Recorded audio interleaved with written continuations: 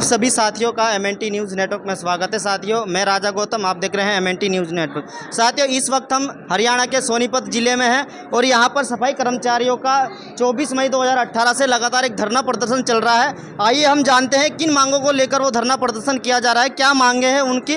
Sir, आपका नाम? मेरा नाम मुकेश टाक है, यूनियन प्रधान ठेका सफाई कर्मचारी एकता मंच यूनियन मूल निवासी कर्मचारी कल्याण महासंघ सहयोग बली सेना। ठेका सफाई कर्मचारी सोनीपत नगर निगम कार्यालय में 1 तारीख से लगातार प्रदर्शन कर रहे हैं। अपना काम करके आते हैं ड्यूटी टाइम में और 12 बजे आके अपना प्रदर्शन करते हैं। और 22 तारीख से कुछ सचिव मंडल कर्मचारी साथी भूख हड़ताल में बैठे हुए हैं। आज 10वां दिन है भूख हड़ताल का और यहाँ के जो वरिष्ठ अधिकारी हैं उन्होंने कोई सूझबूझ अभी तक नहीं ली गई है।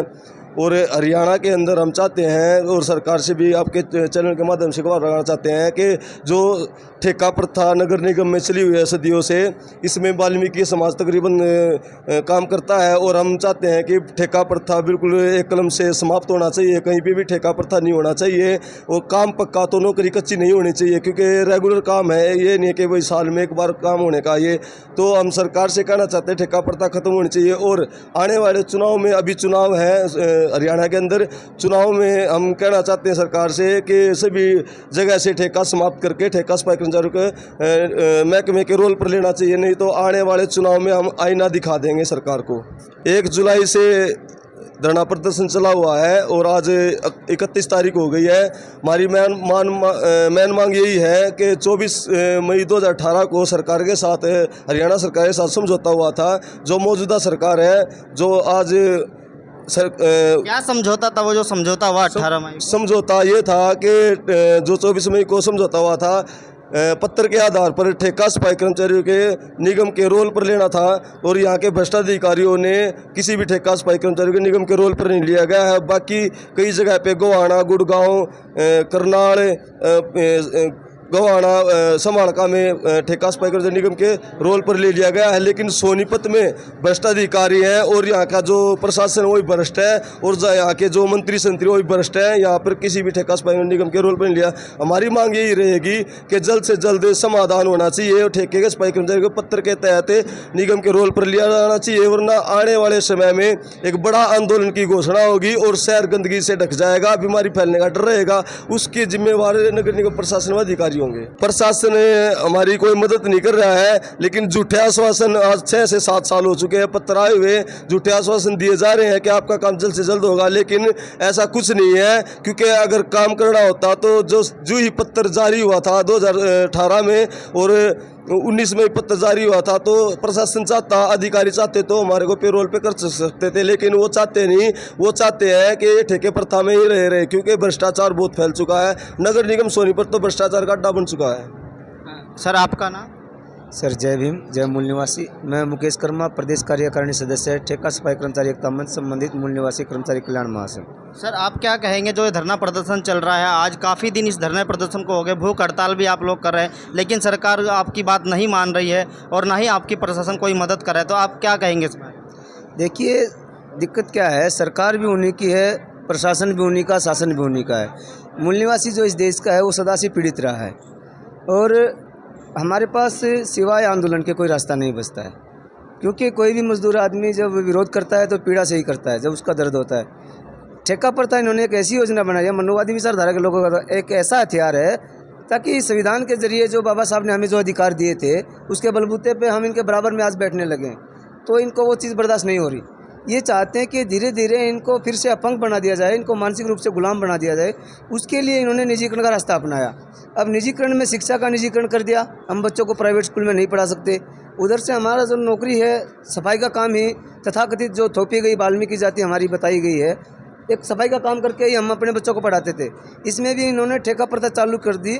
इसमें 10 या 12 हज़ार रुपये सैलरी देते हैं, इसमें हम अपने बच्चों को ना अच्छी शिक्षा दे सकते हैं, हमारा खाने का गुजारा ही नहीं होता।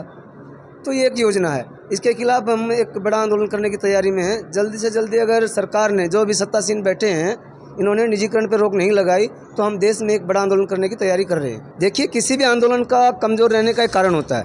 कोई भी आंदोलन, अगर वो जातीय आंदोलन है या क्षेत्रीय आंदोलन है, वो कमज़ोर रहेगा ही। और हमारा जो आंदोलन है वो सिर्फ रोड पर आने का नहीं है, हमारा जो आंदोलन है एक वैचारिक आंदोलन है।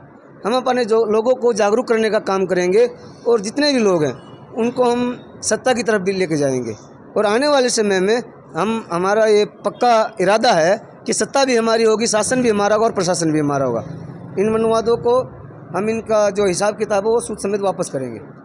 जैसे आपने बोला कि सत्ता भी हमारी होगी और शासन भी हमारा होगा। आने वाले विधानसभा चुनाव आने वाले हैं हरियाणा में, तो क्या आपका जो ये दल है क्या चुनाव लड़ेगा, विधानसभा में उतरेगी आपकी? जी हाँ, बिल्कुल। हमारी पूरी कोशिश है कि हम अपने किसी मूल निवासी साथी को ज़रूर इस विधानसभा के इलेक्शन में मैदान में उतारेंगे। क्या निर्दलीय होगा या किसी पार्टी से आप उसको उतारेंगे? देखिए, मूल निवासी पार्टी वैसे तो बहुत सारी पार्टियाँ हैं और इस्तेमाल करने के लिए मनुवादी लोग हमारा इस्तेमाल भी करते हैं। हमने एक पार्टी बनाई है PPID, people party of democracy, क्योंकि लोकतंत्र के बगैर हम हमारे देश का भला नहीं कर सकते। लोकतंत्र को कायम रखने के लिए ही PPID का निर्माण किया गया है। और PPID जो पार्टी है वो संविधान पर आधारित है, संविधान को मानने वाली पार्टी है और लोकतंत्र को मानने वाली पार्टी है।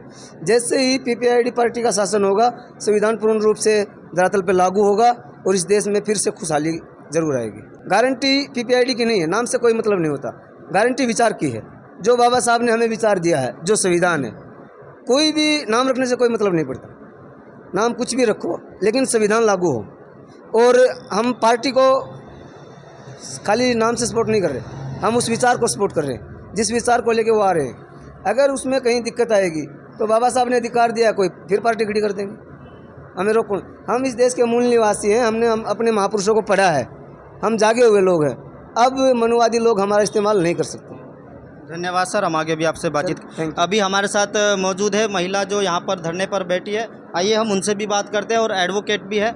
मैडम, सबसे पहले हमें ये बताइए, आज इस धरने को इतने दिन हो चुके हैं, ना तो कानून सुन रहा है और ना ही कोई कार्रवाई इस धरने से हो रही है।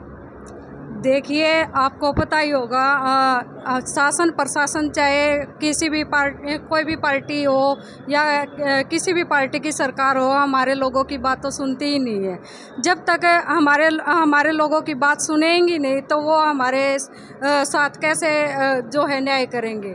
तो उसके लिए हमें अपने जो है अपने लोगों को जागरूक करना पड़ेगा और अपने लोगों को जो है उनके हक अधिकारों के बारे में बताना पड़ेगा और शासन प्रशासन से भी हमें अपने डट कर मुकाबला करना पड़ेगा। उन्हें बताना पड़ेगा कि हमारे जो संविधान के अंदर राइट है, हम उससे बाहर कुछ नहीं मांग रहे हैं। हम जो हमारे संविधान के अंदर जो हमारे राइट है सिर्फ उन्हीं को हमें दे दो।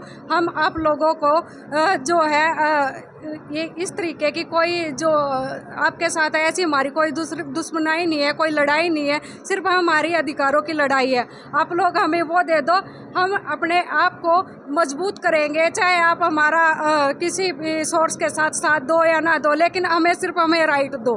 हम अपने राइटों के बलबूते पर जागरूक करेंगे और आगे बढ़ेंगे। अगर सरकार आपकी बातें नहीं मानती तो आप क्या करने वाले, आगे की क्या प्लानिंग है? आगे की प्लानिंग ये, अगर सरकार हमारी कोई भी सरकार हो, चाहे कांग्रेस हो, चाहे BJP हो, अदरवाइज कोई भी सरकार हो, अगर हमारी मांगे नहीं मानी जा रही है तो हम इस आंदोलन को सिर्फ हम हरियाणा के सोनीपत डिस्ट्रिक्ट में ही नहीं बल्कि पूरे भारत के अंदर हम इस आंदोलन को फैलाएंगे और अपने लोगों को SC ST OBC के लोगों को जागरूक करेंगे, उनको बताएंगे और इस आंदोलन को हम बहुत आगे तक लेके जाएंगे। वो लोग हमारी मदद क्यों करेंगे?